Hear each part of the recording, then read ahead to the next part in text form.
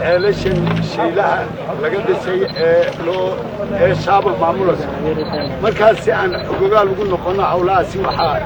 عن وربعين كده جيسنا بدونيها شركة الشابة يا بورما محمد نور فاي. هذا عيال وهم كبطنا لقى قضي وقضي هذا هذا كوي كترسان وعن شركة الشابة يقول لك عشان مثلا يقول كود فلس كنت هذا بدل أكو حريرسي عبدسكي بيها بورما هاس أيام ما في الصدق وينما ثاني إذا كتابته بيها بورما بعد مدمار ربط كعب الدبوك الدبوك بكعب جرتي الدبوك لو حوا هاس فوق دعين غير الشيء دي طلبات مقالة ده أنت هذا سرديه هو يكون يراعيه وأحمد تحليل قاكم يكون يجري فكان لبضن عيل لبض حولات أي نقبانيان بدوايان علسكي سارة عيل الشعب الموجود هي عمود هو علسكي كيريسو هي بها تشة وكذا بورم بقالة وبيوه كاسرناين وهي كانت باهدودي كقبانيان مدحوي فريقين intaas weeyaan qarashkana sanadii sheegay waxa iskiisa badan marka laga reebo qodista ceelasha xiriirinta waxa iska lahayd shirkadda shaaba ayaa iska lahayd inteeda toban madaxweyne ku-xigeen waxaan ku soo dhaweynayaa madaxweyne ku-xigeenka iyo wafdigiisa labada ceel ee ay hay'aduhu noo qodeen ceelkan ayaa ceelka lafdhabarta uga ee aad u biyo fiican ee imika shaqaynaya sidaa darteed waxaan kusoo dhaweynaya madaxweyne ceelkan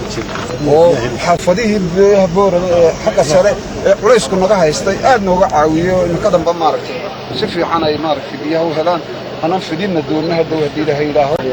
markaasi kusoo dhawow madaxweyne ceelkan iyo barkadda buurta oo aynu tegi doonno inaan tagno aan jecel lahay waddada marno ceelkan oo biyihiisa imika saacaddii ilaa iyo lixdan buu soo saarayaa laakiin annaga ayaa hoos u dhignay si aanu maaragtay u xaalufin oo imika wuxuu tuurayaa 47 halkaasuu maaragtay marayaa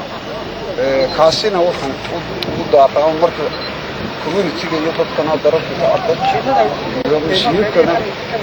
goobtan keliya hataa ayay maaragtay mashiinadu ka shaqaynayaan dabkunbaa tegaya halkaa marka waxa weeyaan kolba mid ayaa shaqaynaya haddii ilaahay idmo ku kaloo cusubna inaan soo iibino labadaba wada qaadan hal mar ayaan ku rajo weynaa haddii ilaahay idhaa والصلاة والسلام على سيدنا محمد وعلى آله وصحبه وسلم. runtii hawla aad u weyna oo adeegii biyaha ee magaalada Boorama wax way ka taraysa waxa aad ugu mahadnaqaynaa runtii cid kasta oo ka qayb qaadatay maalgelintani haday tahay hay'adihii qoday maanta labada ciyaar samaysay iyo hadda shirkadda shaaba oo runtii xil weyn iska saartay ee maalgelisay inay ceelasha u heshay cid maalgelisa inay iyaduna biyo gaarsiiso magaalada